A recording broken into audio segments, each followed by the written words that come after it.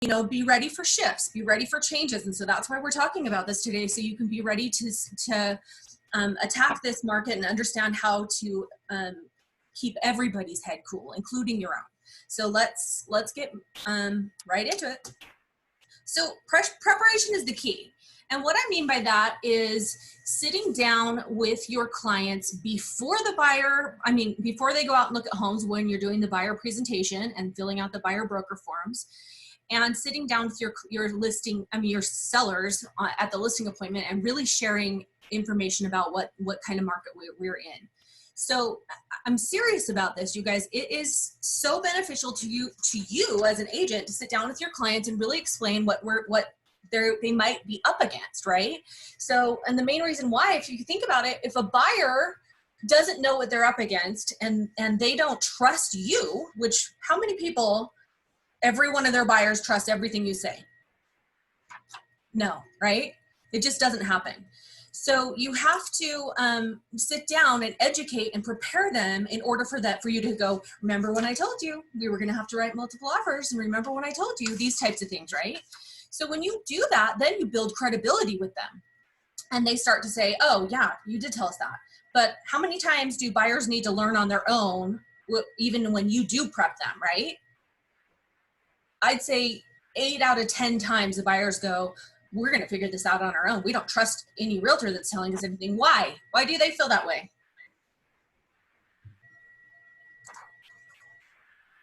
Because they think all we care about is getting a commission, right?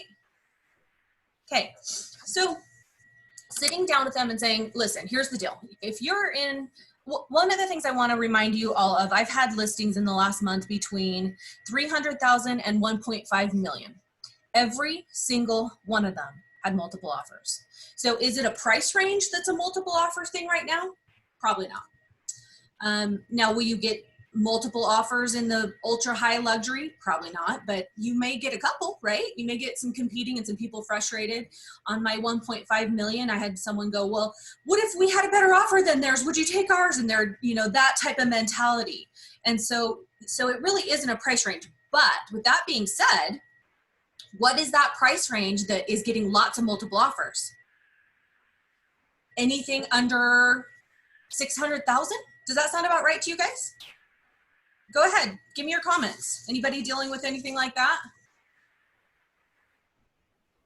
Yeah. We were in a situation this past weekend where we had an open house, and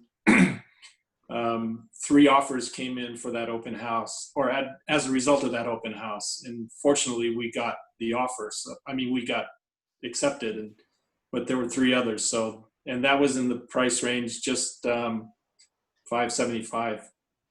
Awesome to know. Isn't that crazy? $575, over $500,000, you guys. To me, usually the market is like, well, $500,000 is maybe it takes a month or so to sell the house, right?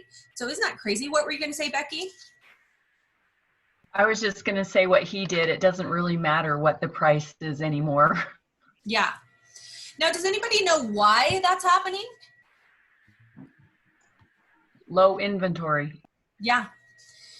The sellers through COVID got a little bit like, maybe we don't sell. I don't know. Maybe we wait and ride this out and see what happens. And then the buyers were still kind of like, we need houses, right? So it's been incredibly insane how many multiple offer situations we're in, regardless to the price point. So preparation's key. The other thing on the seller side, when you sit down with the listing at the listing appointment, I had one of these happen to me the other day. I sat down with them and I said to them, listen, you're in Lehigh, your price is $450, and I'm going to tell you right now, you're going to get multiple offers.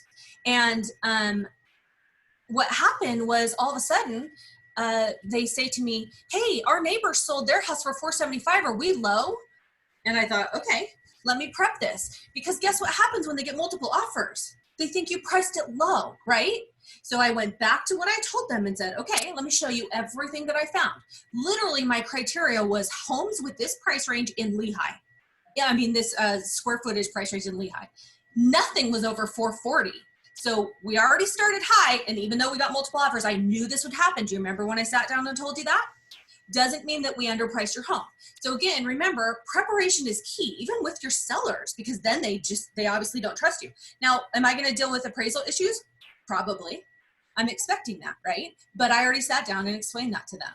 So they're knowing what the next step is to deal with appraisal issues. Okay, so preparation's key. Moving on. All right, how about this question? Does the highest price always win? I'm seeing a lot of heads shaking no. Nope. No, it doesn't always win, right? And right now, I think there's a lot of agents that are out there doing a escalation thing and bring the highest price because why? Why are they doing that? They think that'll win, right? Because they think the sellers are going, well, we just want to get as much money as we possibly can. But if the listing agent prepped their client to say, hey, there is a limit that an appraiser is going to say your home is worth, right? Now, unless we get some cash offer that waives an appraisal, we still have to be within this guidelines of what the appraisal is going to come in at. So, oh, I think I had my screen, hang on. Yeah, okay, so like I said,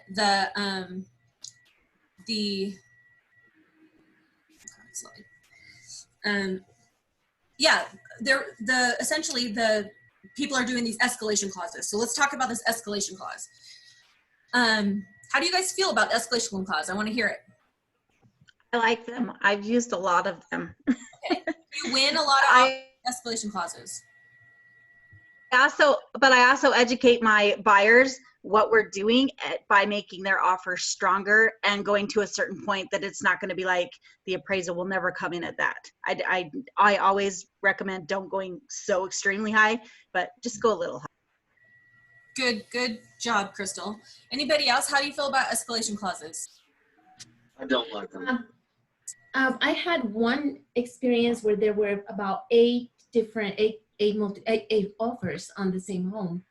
My offer was chosen not because it was the highest, but obviously because it was not the highest, but it was to where the listing agent who is, he's a big listing agent out in Salt Lake, and he felt that that our offer was not going to have problems with passing the appraisal, and also obviously my buyers were cash, as far as not cash, but they had their own closing costs and their own down payment. So it works when you structure it correctly.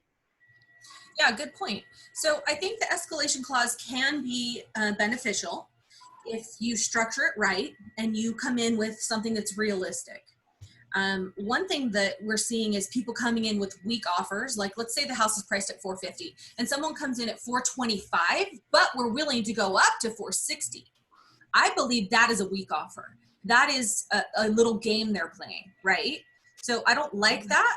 Escalation clauses, if the listing agent is a good agent, they have sat down with their seller and explained to them, even an escalation clause that says we're willing to pay $5,000 over the highest offer, really, there's a good chance that that's not going to work, right?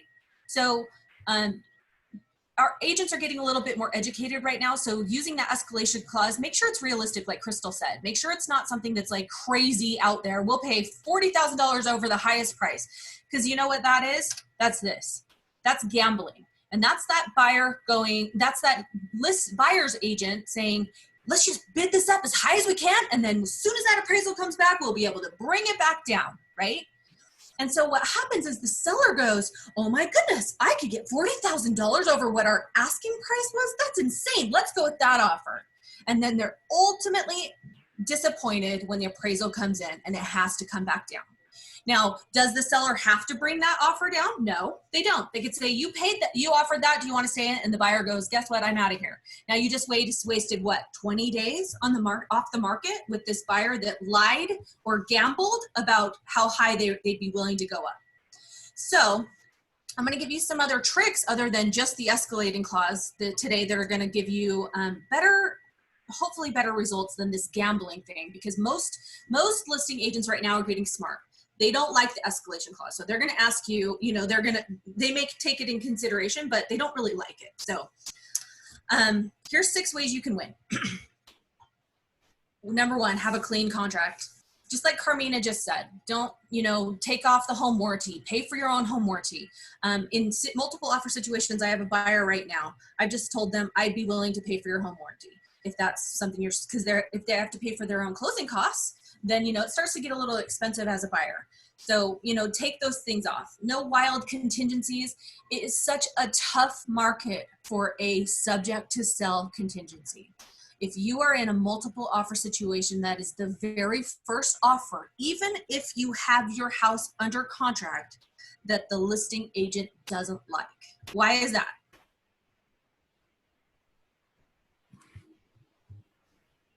Anybody?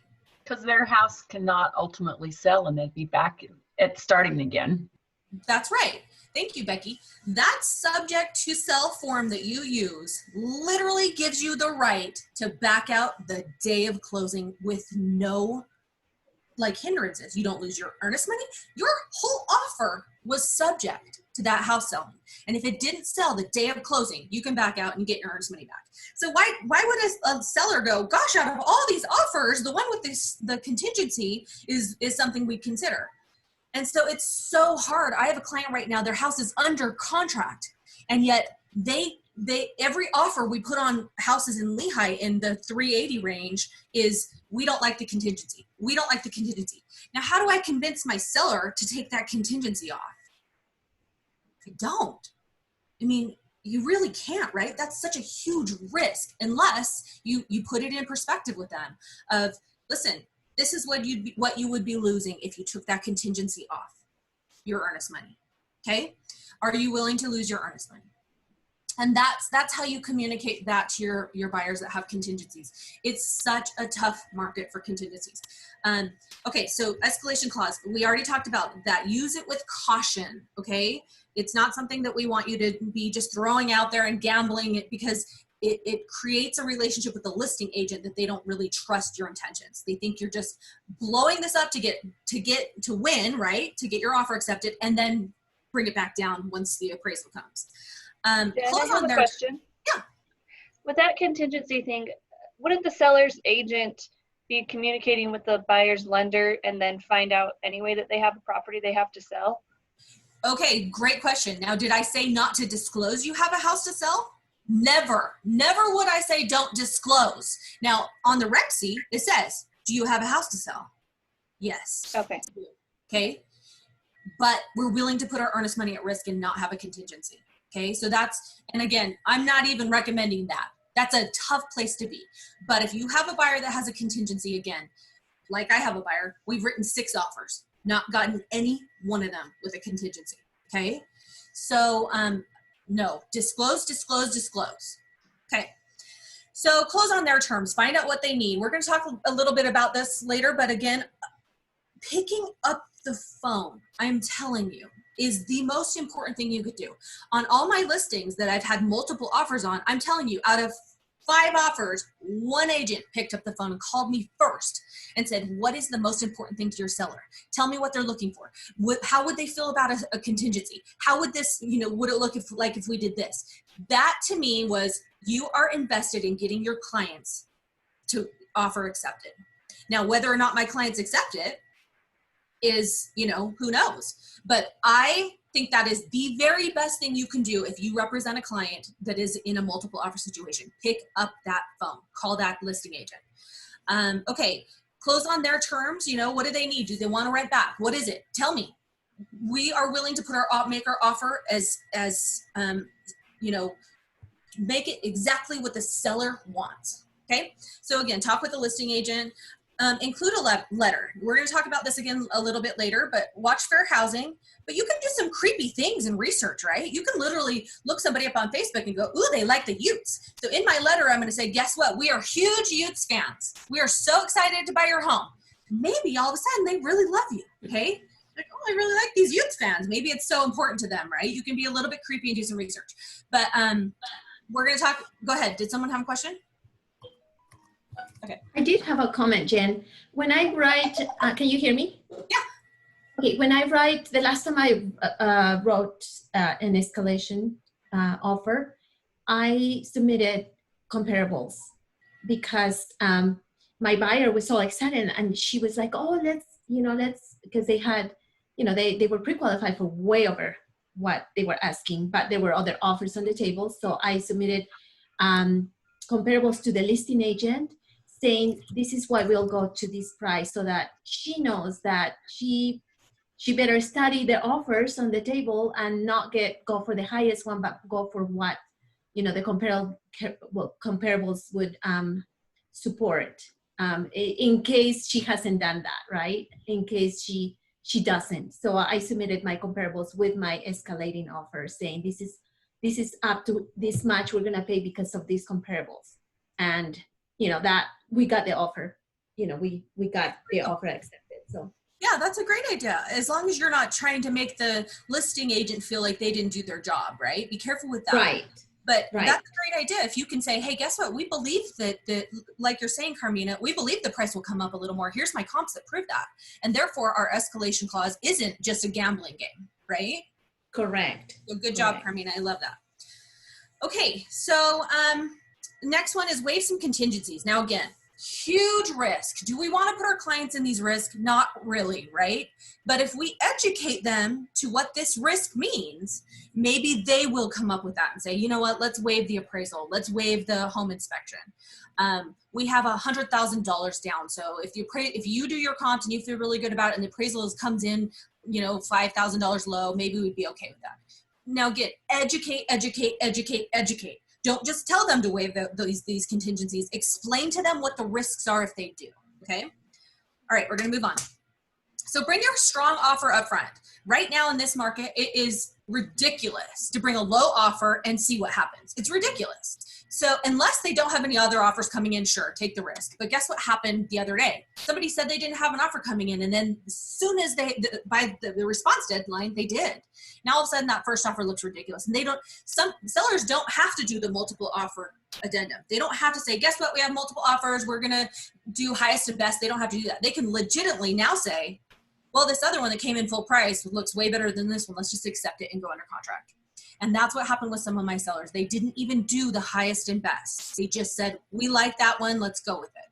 So bring your strong offers up front. Don't play games. And right now, this falls on you to educate your buyers of what they're up against. Hey, if a buyer comes to you and says, hey, what's up? Sorry, go ahead. Sweet. Hey, Seth, you're going to have to mute yourself. Oh, let's see if I can mute him. Okay, I just thought someone had a question. If a buyer comes to you and says, I want a really good deal right now, that's an opportunity for you to explain to them, okay, well, you're buying in the 350 range. I just need you to know you're not going to be getting a great deal unless it's a property that it needs a ton of work. Are you ready for that? And so set that expectation up, because they will go into it going, well, I just want a good deal. And they're going to be frustrated with you.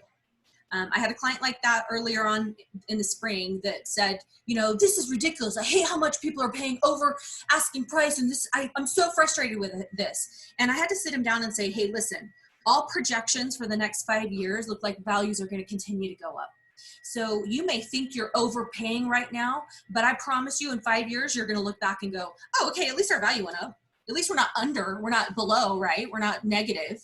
So educate your clients to know it feels like you're buying at top market, and you probably are, but the market still looks really good for the next 5 years. So let's hope that it continues to go up for you. And what's the average percentage going up in Utah right now?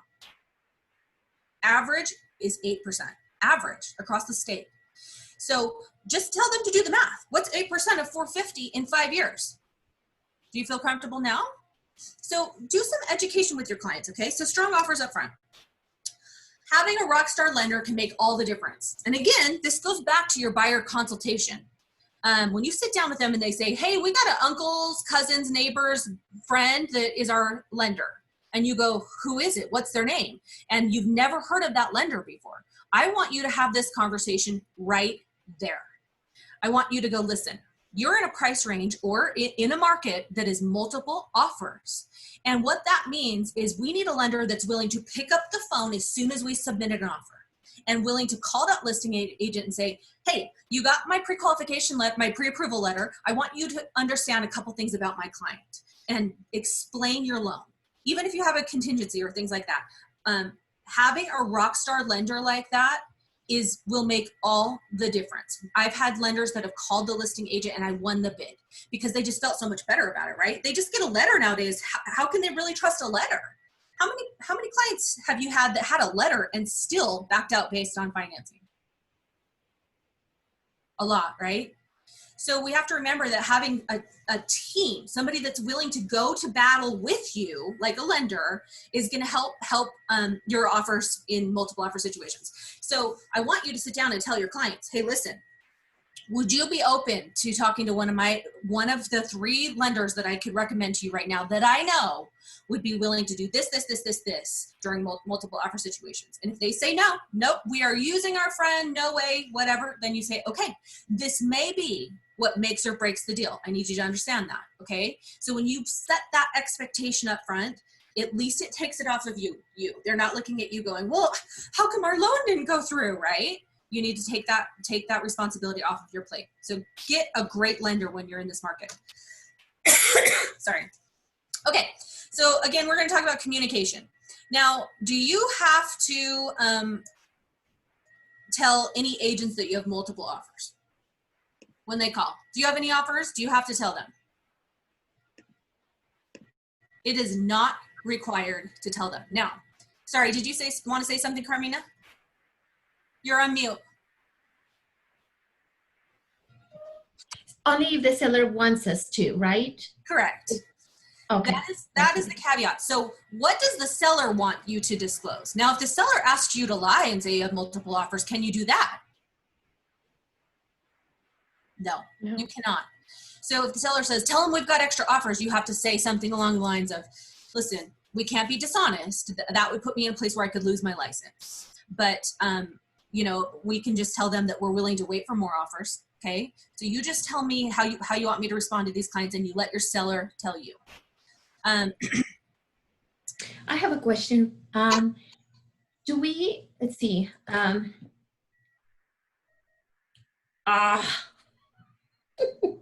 just forgot it. It's okay. So I'll just keep talking until you remember. But when you start to play games like this of telling people things and how many of you have had a situation recently where they heard there was multiple offers on the home and they didn't even want to compete? They said, we're not going to mess with that. So you may have just lost a great buyer if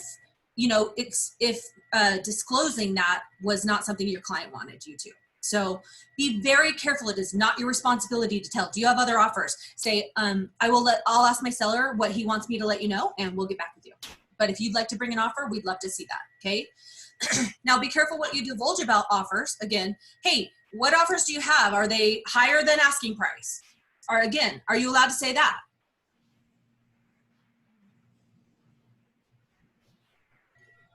You can't divulge anything unless the seller says okay.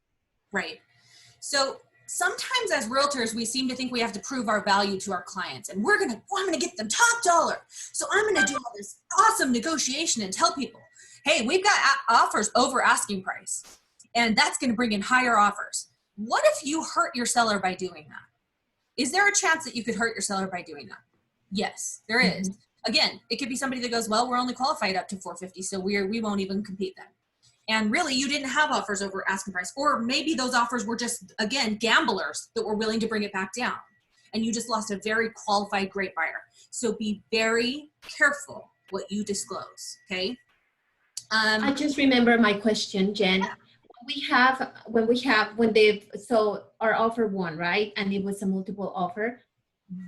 Can we ask the listing agent, can you show me, especially if it's an escalating offer, can you show me the highest offer that you got? Can we ask to see that offer? Yes. So good question, Carmina. So Carmina, is that saying when you put in a escalation and you say, we're willing to pay up to this, the best way to do that is to say with proof of highest net Net is the key word here, offer. Because if you don't say net, let's say that offer was $450, but it had $10,000 in closing costs. Now, are you paying $450 or are you paying $440? Okay. So that's the right language to use there. Thank you, Carmina. Hey, Jen. Okay, Yeah. thank you. Also, that has to be in writing, because if it's not in writing and not agreed upon, you don't have to do that. And it's just more work for the seller's agent is to have to prove what the highest and best offer was that was below that one. But if it's not in writing, you don't have to do it. Right. So like I said to Carmina, I want you to have that in your, we're willing to pay up to this amount with proof of highest net offer in your addendum. It needs to be Okay. Okay. Hey, Jen. Yeah. I just wanted to mention that one of my biggest wins on the listing side, I had a home that was listed at $600,000. We had an offer at $620 for it on the table, pretty solid buyer. And I had another buyer come in asking, really specific questions, really trying to nail down where our offer was. And my biggest win was staying tight-lipped about it and not revealing anything about our current offer. Except I did reveal, kind of contrary to what you said a second ago, I did reveal that we were well over asking. That's all I said. That offer that they submitted and came in at $650, and we only had an offer at $620. We went under contract with that. We sold. I made my seller $30,000 more. And I only mention that to say that sometimes staying tight-lipped is really what we need to do. But also setting that expectation that they really needed to come in very strong was very helpful to my seller. Yeah, I agree. And I think what you say is bring your very best offer, right? You can say that. Bring us your very best. I think if your seller doesn't want you to disclose that you have offers well over asking price, then you don't have to. Okay. So good point. And again, obviously we want to get top dollar for our sellers, but we also don't want to put them in a place where now all of a sudden they don't get that. And now they're going, well, what happened? We had an offer at $650 and now they're mad at you at appraisal, right? So you have to be really careful with those things as well. Now you do not have to do highest and best. I want you to remember that. I think there's a lot of agents out there that think they have to, even if they only have 2 offers. Let's do your highest and best. It may lose offers. I've seen people say, no, we're not, keep our offer the way it is, or we're out, So you don't have to do highest and best. There's 3 different scenarios that you can do. You can do highest and best. You can counter just one of the offers. You don't have to counter them all, or you can counter them all. So there's 3 different forms on the MLS that talk about multiple offers and highest and best, okay? Well, and or what the seller is going to do. The seller is going to counter you all, and one of them says, this is not binding, even if you accept, until we tell you that you've accepted. Now that's a pretty powerful place for the seller to be, right? So read those forms carefully. I think sometimes we all just quick hurry, we got multiple offers, and you go to these and there's 3 of them and you use one of them and you realize that you've used that one that says this is not binding until the seller tells you it's binding. And with that, I want to say, you got to remember, the moment a seller accepts any offer, they are pretty bound to that. So they're in a place where they can't get out, right? So the seller has every right to take as much time as he wants to look at all offers, okay? Now, do you want to play games and go, well, we got an offer the first day, but it's just the first day on the listing. Let's wait a week or so. You may lose buyers. So don't play games. I would say I had a seller that was somewhat like that. What was first day on the market? We just got a great offer, but let's wait and see what happens. Of course, that's their right, and I say that's fine. So I communicate with the other agent that brought us the offer. I want you to know we are not playing games. The seller has had 15 showings today, and he wants to see what else happens. We will be getting back to you. That's the best way to communicate with those people. And guess what happened? That offer, the very first offer we got, was the one we ended up taking with multiple offers. So because she was patient and kept her head cool, right? Because is that moment that you can go, what are you talking about? I just brought you the best offer ever. It's full price. It's no closing costs. It's all this. And you get mad at the listing agent? Does that help your cause? So Jen, I have a question. Yeah. Like when you say you just waited a while and the other first offer has a time frame for you to respond, how do you really respond to that time frame? There's no respond. Yeah, Brian had this as our broker moment last week. On any offer, there is not a response deadline. Yes, there is an acceptance deadline. Will you accept this offer? Okay. Okay, but not a response deadline. Not a, okay, we'll get back to you by 5. So you have to remember that little trick, that key there, because the seller does have the right to wait. Now, we need to be educating our sellers and say, there's a good chance they're going to go, you know what, you're playing games with us, we're out. We're going to go find another house. So you have to be really careful with that and educate your seller about it, but the seller does not have to respond by the acceptance timeline, okay? Okay, so, Hey, Jen. Yeah. Jen, I just want to reiterate just what you said. They have to use the proper addendum that allows them to counter offer multiple offers. Because if you just start counter offering individual offers and you find yourself under contract with like three other offers, you're in trouble as the seller and the seller's agent. So you have to use the right form that allows the seller to do what Jen said and make up their mind afterwards. Yeah, so read those forms. That's important or you're in trouble. Yeah, thank you, Steve. Okay, so the other thing that happens is I had 2 listings last week, both of them in incredible price range and locations. Multiple showings. I mean, so tired from it. I had like probably 15 showings a day on both houses, and I'm coordinating showings. We all know what this feels like, right? Hey, can they come through at this time? Hey, can they come? And you're going back to them. Yes, you can. No, you can't. Yes, you can. It's insane. And then what happens is offers start trickling in. And because you're so busy coordinating showings, is it okay for you to hold on to those until you get lots of them to give them to the seller? The answer is no. So this is what I tell my sellers. I may be getting emails with offers in them. I am going to forward them to you so you have them immediately. But when we sit down at 5 o'clock tonight, we're going to go over all of them and every detail in them, okay? So make sure that you are setting offers over as soon as you get them. It is really dangerous if you hold on to those and go, hey, we're getting 3 other offers. I'll be talking to you tonight at 5. Sellers could be very angry, okay? All right, moving on. Other dazzling ideas for your multiple offer situation. Here's a couple other things you can do to your contract. In section 3.3 of the Rep C, you can give the seller 48 hours to move out. How many people actually utilize that? That's a really quick little tip that says, hey, we're not making you the day we close, hurry and move out. We're gonna give you a couple days, right? Even more than that, give them, 64 hours, I don't know. Give them some time to feel like, okay, whoo, all that's over and now we can move out. That might be something that you want to point out on your offer. Also, 8.3I, the amount of earnest money that goes back to the seller at the due diligence deadline, okay? This is a really strong thing to do, but do agents recognize it? Probably not, because we all put 0 in there when we fill out our offers, right? But this may be a way for you to say, hey, by the way, listing agent, and I'll talk to you about this in a few minutes about the letters and stuff that go over, but by the way, we want you to know that our earnest money goes hard after due diligence, okay? That's a dazzling idea to set yourself apart from other offers. Also, and that amount goes back to the seller, that will be released to the seller if we back out based on appraisal. So that's that section 8.3. The other one is the additional earnest money that we will be depositing. So yes, we're coming in with $10,000 earnest money, but as soon as due diligence is up, we're going to put another $10,000 down.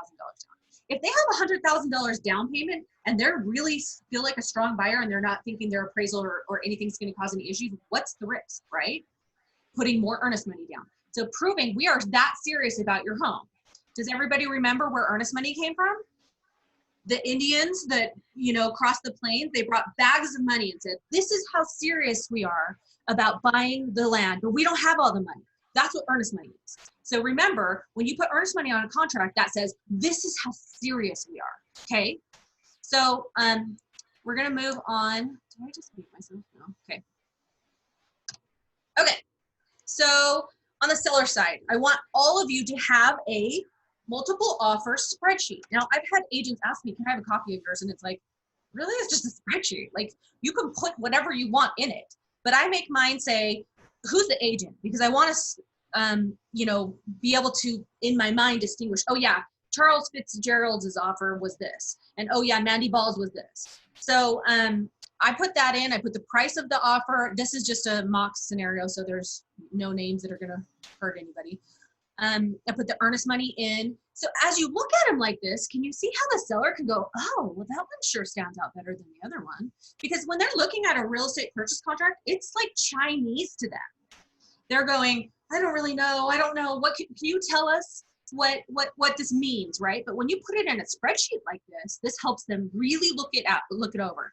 So then you start looking at the due diligence deadlines and you go, oh, well, look at that person. They wanted to wait till July 1st, but this person over here was okay to close the 26th, right? So you start looking at those things. Where's the et cetera stuff? The buyer's willing to pay $1,000 over any other offer, any net offer. The buyer's allowing the seller to rent back for $4,000. Whose offer out of all this is kind of starting to stand out? If you're looking at mine, offer one's kind of standing out, right? So then you start talking about the commissions and the escrow fees, and then you do an estimated net. Now in here, I haven't shown you on my spreadsheet where I put how much the seller owes so that he can look very easily and go, well, I'm gonna walk away with $408,000 with that one, but with this one, I'm walking away with $413,000. Okay, so you can have your spreadsheet calculate. That's super easy to put together so that you can send over and go, hey, with this offer, you know, you're walking away with $50,000 or whatever, whatever the net is, right? So I want you all to have a spreadsheet. When you list properties and you have multiple offers, this is the very best way to sit down with your sellers about each offer. Any questions or thoughts on that? Can I make a comment? Please. I love that you've got on column E there. I love that you've got buyer willing to pay over $2,000 over appraisal.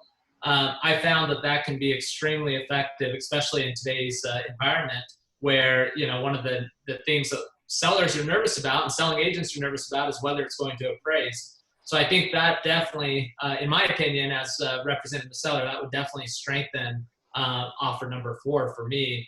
Another thing that I do to strengthen the offer for the buyer is put in shorter dates, especially due diligence. You can usually, if you've got to get a home inspector, you can usually get them out there in 4 or 5 days. So if you've got, if you can do a 5 to 7 day due diligence, that tends to help. And then obviously reassuring the listing agent how smoothly this transaction can go and giving them the reasons why can go a really long ways as well. Absolutely. Great point. Thank you, Brett. Yeah, I was going to say, one of the better things than an escalation clause right now, because every agent's using escalation clause, is to sit your clients down and say, if the appraisal doesn't come in at that price, are you willing to come out of pocket to pay over appraised value? And honestly, in my opinion, that's going to win every offer. If they say, well, yeah, I mean, if we have $2,000 earnest money at risk, why wouldn't we be willing to pay $2,000 over the appraisal, right? So that to me, now with that being said, I think the addendum needs to say this. And feel free to pipe in if you guys have any other language that I think this would sound good. Buyer is willing, if the appraisal does not come in at a agreed purchase price, buyer is willing to pay $2,000 over appraised value. Now, what does that do? That gives you the room to say, oh, well, it came down $10,000, but we're still willing to pay over $2,000, right? Which still makes you stand out over what any other offers that just wait for that appraisal to come back and bring it back down. Any thoughts on that? I think that if it's over $5,000 or $10,000, then they need to provide proof of funds too. I'd put that in writing. Meaning the amount of money they're willing to pay over? Absolutely. That's a great point. Yeah. Make sure they have that money. Yeah, that's a really good point. Awesome. Okay. I'm sorry, who needs to provide proof of funds? I missed that, Steve. I was just saying that if it's a red flag and they're like, we're willing to pay $5,000 or $10,000 or $20,000 over the appraised value, then I would request proof of funds in writing as well in that addendum. Mm-hmm. Thank you. Yeah. Okay. So here's some more strong ideas. Obviously, earnest money going hard after due diligence is a hugely beneficial negotiating tool. Strong earnest money. I have a client that all I can come out of pocket with is $1,000, and that is not strong. What's a good strong amount of earnest money? Does anyone know? 1% of asking price? At least 1% of the asking price. So if you can keep that in your mind, if it's $350,000 house, she's got to come in with $3,500. And 1,000 does not look good when it's multiple offers, right? So you got to explain that to your clients and help them understand. Again, this is telling the seller how serious you are. If you're only serious up to lose $1,000, they're not going to feel like you really care about their house. You may be the buyer that ends up backing out over something little, right? Again, stay away from the escalation clause if you can. Let's see, here's the other thing. If you do use the escalation clause, how ridiculous do you look if you send over a pre-approval letter that says we're approved up to 350, but our escalation clause says it will go up to 370. You look ridiculous. So if you're going to do the escalation clause, believe me, immediately, if I was a listing agent and I saw that, I'd go, they're going to come back down. They don't even qualify for that. Unless that lender called me and said, by the way, they are qualified for up to 370, just so you know. Okay. So be really careful with that. FHA and VA, really tough right now. Why do you think the reason that's tough for sellers?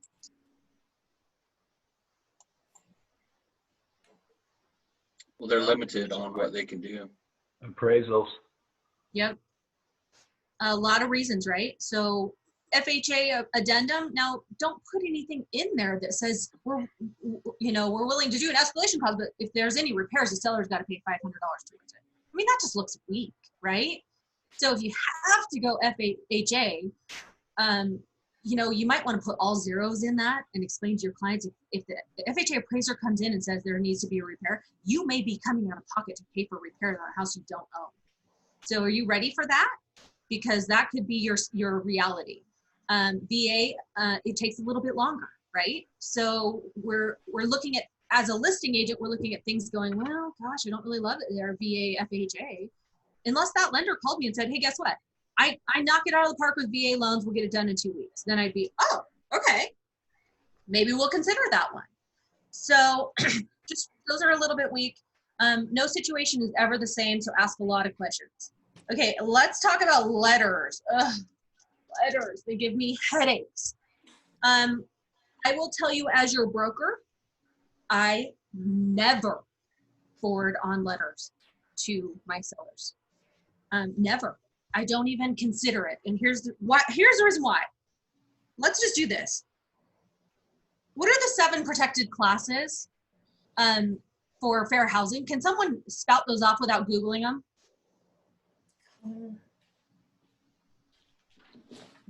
Anybody know any of them?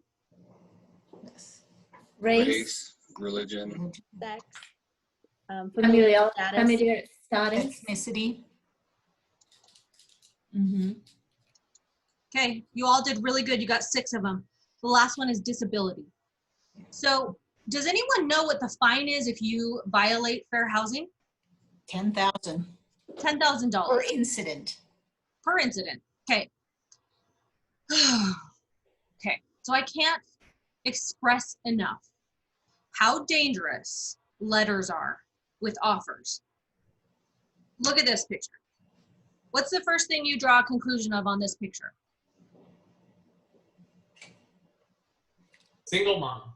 Single mom. What happens if your clients don't like single moms and they want a family in there? Then she just felt violated, right? And she can go and say, oh, because you saw that I don't have a spouse, now you've chosen my offer and I'm going to claim fair housing against you. Do you understand why it's so dangerous to send pictures of a family and a letter that says things with like the word family in it?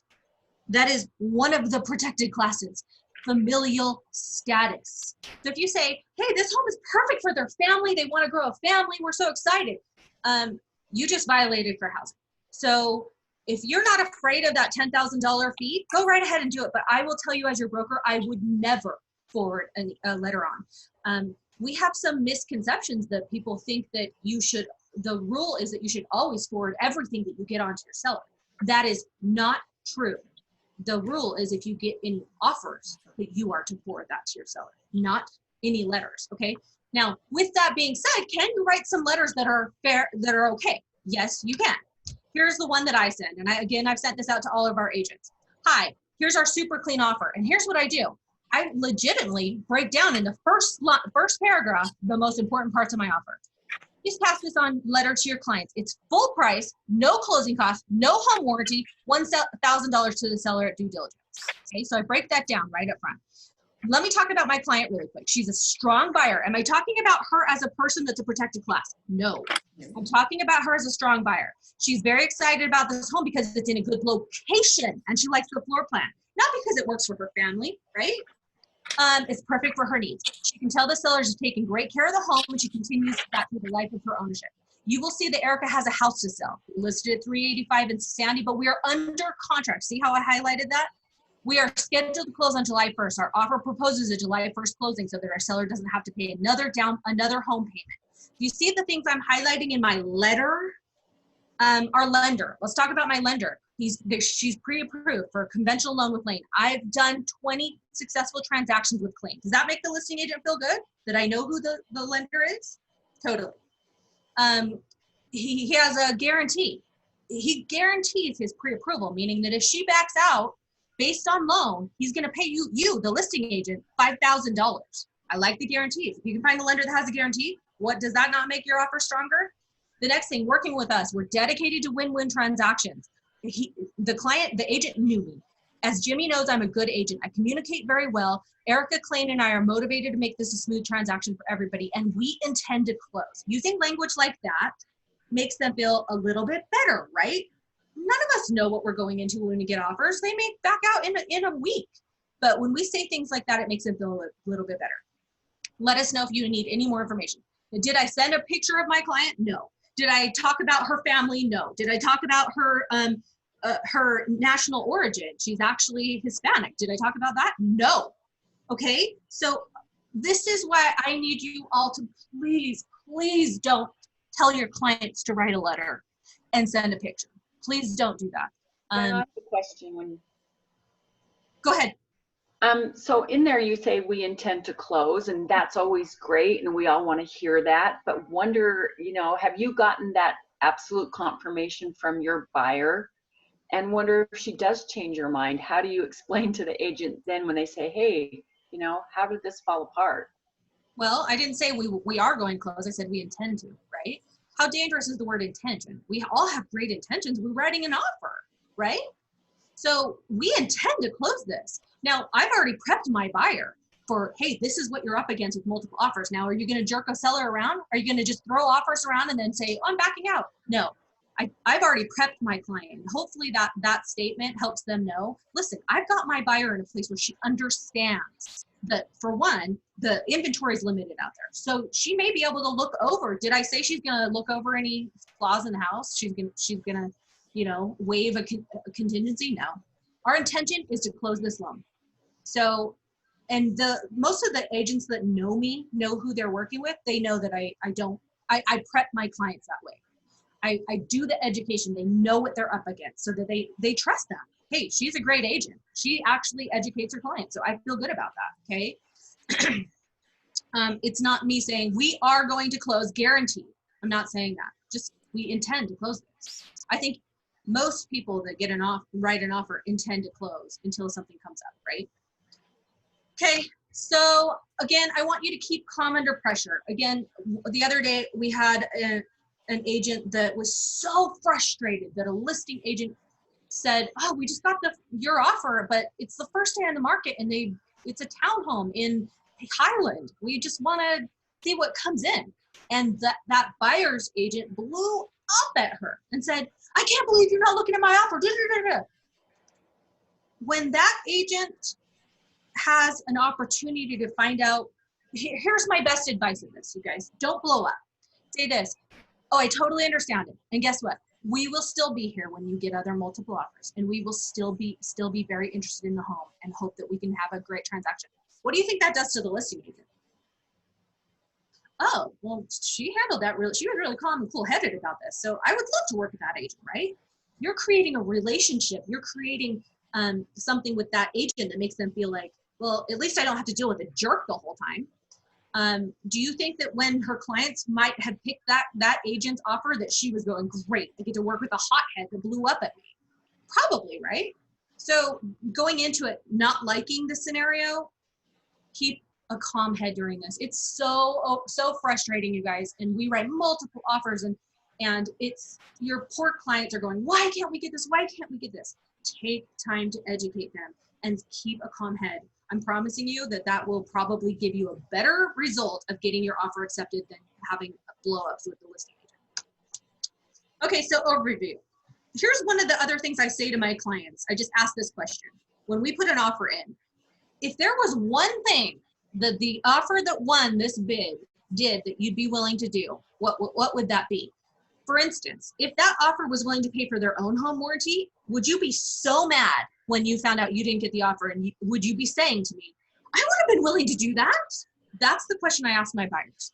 So if you are thinking that way, think about it the day they accepted someone else's offer and if what they were willing to do. So tell me what it is you are not willing to do to get this home. That way, when the other offer wins, we can go, well, that's fine. I wouldn't have paid $20,000 over closing, okay?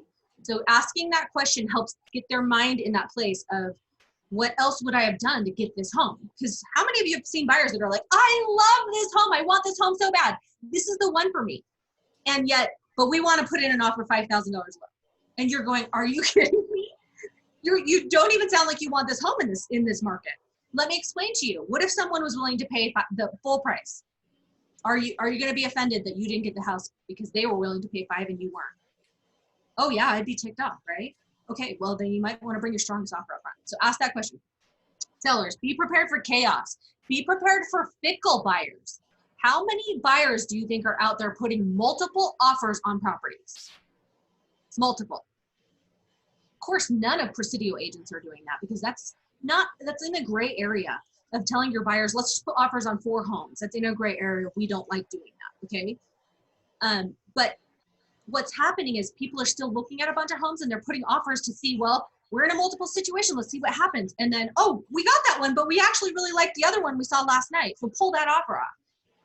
Poor seller just went through the spreadsheet looking at which offer is the best, and now they just left. So explaining to your seller that you're going to have some potential backouts, some fickle buyers, and help your sellers understand the bidding up process and the escalation model, and that it's not in our control if they get an appraisal. Help them understand that. Keep your emotions in check. Again, be careful with letters. Be prepared. Sit down with your clients before you go through this. Educate and take the time to explain everything. So, okay, I have noticed some comments coming in. Feel free to ask any questions right now as I look through some of these.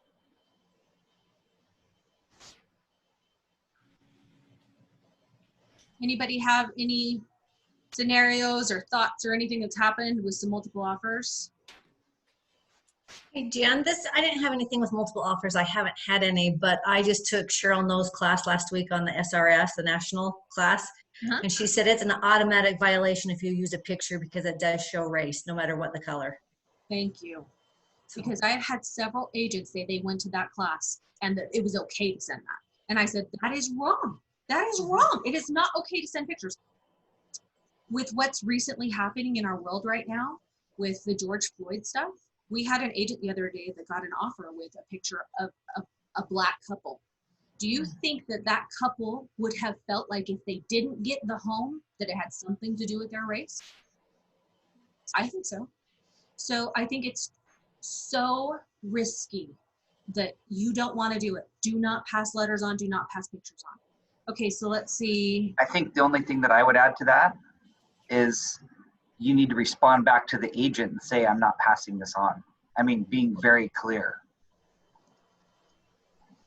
Yeah, I totally agree with that. In fact, one of our agents that got that picture the other night, I said to her, you need to let that agent know that that's a fair housing violation and that she could be fined. So, and I will not be participating in that. I will not forward that email on. So that's a great, comment, Brandon. Thank you so much. Okay, so Jen, I have a quick question. I have a listing coming up that will go on the market this weekend. Because it's in that 300,000 range, I expect I will get multiple offers, but the seller wants me to schedule an open house. What happens when you say, okay, all right, we'll schedule an open house, we'll prepare for it, but by the time the open house rolls around, you've got 5 offers. What has been the experience in that? Meaning with your seller or with all the— Yes, with the seller. I mean, is there a reason to have an open house at that point? I mean, I expect I'll get multiple offers. We've scheduled the open house for a week from this Saturday, but it's going on the MLS this weekend. Yeah, I mean, honestly, that's up to you. And if your sellers feel like that's something they want, then yes, do that for them. But that listing that I had in Lehigh, I didn't even offer an open house because I knew how it was going to be. We were going to have multiple offers within the first few days. Right, so and I suspect we will have multiple offers on this property as well. You and your sellers. If your sellers ask you to do it, do it. But so how do you handle the multiple offers? Sure, we can still schedule that, but now we've got multiple offers and people expecting answers on that multiple offers. Do we just tell people we're going to wait for our open house? I mean, how do I handle that? You can put that on the MLS. Sellers will not be responding to any offers until after the open house on Saturday. Okay. All right. Thank you. Now, will that potentially make you lose some buyers? Yeah. If it's a week away, they may go, hey, we're seeing houses every single night because this price range is so hot, and we're just going to put an offer in a house and move on. So just tell your seller the risk of doing that. But if that's really what they want, your fiduciary duty is to them. Okay. Thank you. Can I ask a deep water question? Sure. Okay. This is kind of a legal question. So if we have, this is dealing with multiple offers, let's say that I'm representing a buyer also that wants to put an offer on my home, so kind of limited agency position, or my wife is representing a buyer, and she knows kind of, I didn't know her buyer was interested, so she knows the offers I've already gotten, right? So either her buyer or my buyer want to offer on the home, but they already kind of know where our highest offer is. How do we protect ourselves legally on that? I'm so glad Steve's on the call.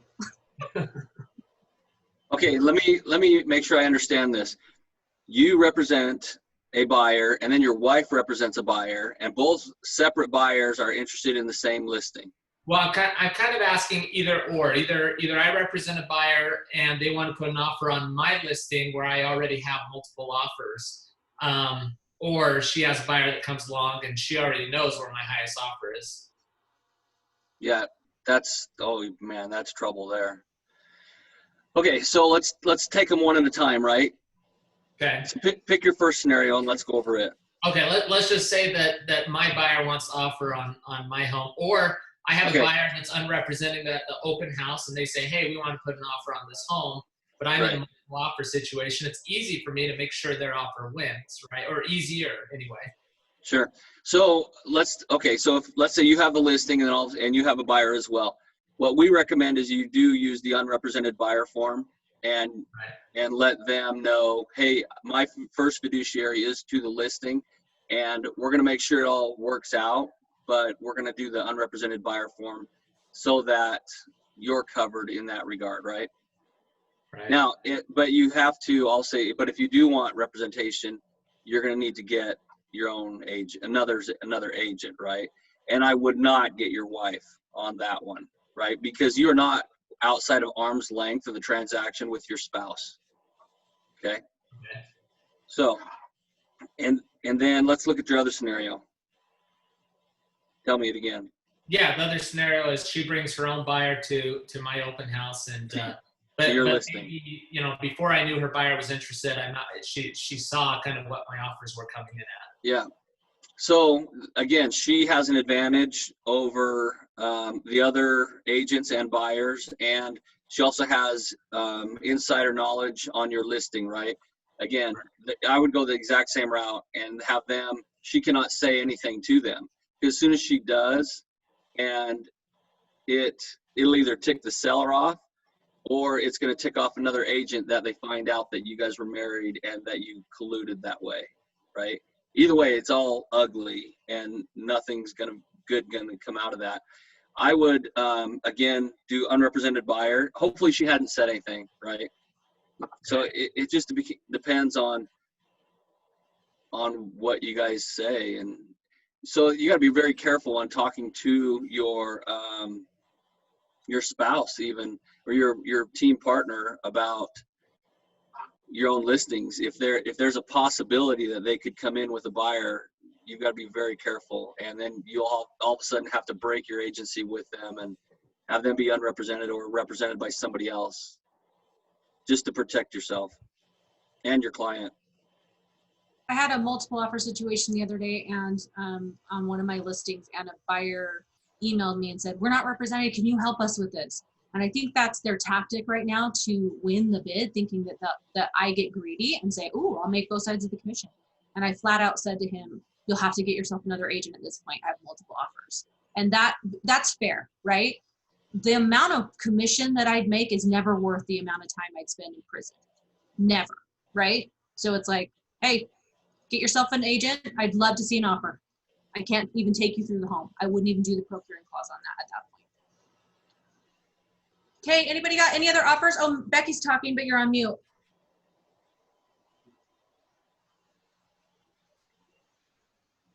Becky, there you go. I was just going to say about trying to represent someone else from your listing. It never works, ever. And I'm finding with the education and with other discount brokerages, those buyers are intentionally coming in and saying that they're unrepresented because they want to get that 3% discount back to them as well. And they're really being sneaky and tricky about how they're doing it. Which is why you just say, get yourself an agent, right? Can we address that real quick? Yeah. Because I have had a number of people come through and say, well, I'm not represented, so you can reduce that 3%. No, that's not the truth. The agreement is between the seller and the broker. We advertise that we will pay a commission to an affiliated buyer's broker, but if somebody's coming in unrepresented, that does not mean that there's a discount of 3% on that property. Right. I always say, look, put yourself in the seller's position. All of a sudden, he just saved 3%, didn't he? What makes you think he's going to give it to a buyer? That's what I always say. Because a buyer seems to think that just is out there for them. So just say the seller's now going, ooh, I just saved 3%. Why do you think builders like to cut the agents out? Ooh, I just made 3% more on this listing. Why? Okay, so tell your buyers to put themselves in the seller's position. If you were the seller, would you go, oh, let's give them a 3% discount? Not in this market. Now, Brandon, sorry, Brett. Brandon, I just want to say I really appreciate the way you worded that, because there's a company out there that puts a lot of billboards out, and we consider them a disruptor company, and they actually are teaching their buyers to try to ask for the rebate and be unrepresented. And there's just nothing good about it, because they feel that they can manipulate the situation. And so I appreciate the way you said that, Brandon. It's not their business. Go ahead, Brett. Thank you. I was just going to ask if we do, back to my scenario, if we do refer that unrepresented buyer out to somebody, another agent, is there anything wrong with collecting a referral fee on that? Well, that's my pet peeve. I have seen litigation where they have tried to claim that you're still not arm's length away because you are receiving a referral fee on that. And so as I've talked to my real estate attorney buddies, they're like, I wouldn't even collect that. I wouldn't even do it at all. I wouldn't even touch it. Just get away from it, because it's not worth your license and your career. Now, I know plenty of agents that say, yeah, absolutely, I want to get something out of this, and they'll take a referral fee. And if the transaction goes smooth, great. Kudos to y'all. It all worked out great. However, let's say it doesn't go smooth, right? And then that buyer's upset, and that buyer starts pointing fingers. Everybody's going to be named. And then they're all going to say, the smart attorney's going to say, Brett, were you receiving, we see that you referred this out to another agent. Yeah. Are you receiving any type of compensation or kickback on this? They'll use that dirty word kickback. And you'll say, yes, I'm receiving a referral fee. Oh, so you are getting a kickback on it. And they drag you through the mud. So that's the ugly scenario of it. Okay, thank you. Good questions, you guys. All right, we've gone way over. Does anybody have any other pressing questions other than that? Thank you. Great class. Being here today, guys. Thank you. Have a great day. Wait, I got one more Thank thing. you. Yes. Thank you. We have put it out there that if you are interested in being a mentor to mentor our brand new agents, we are doing a class at 2 o'clock today via Zoom or via live. You can be here. And if you're interested in being a mentor, attend that class. We're going to go through some very thorough instructions on what it qualifies to be a mentor, and you're going to take a quiz. So if that interests you, that's 2 o'clock today. Thanks, guys. Appreciate it.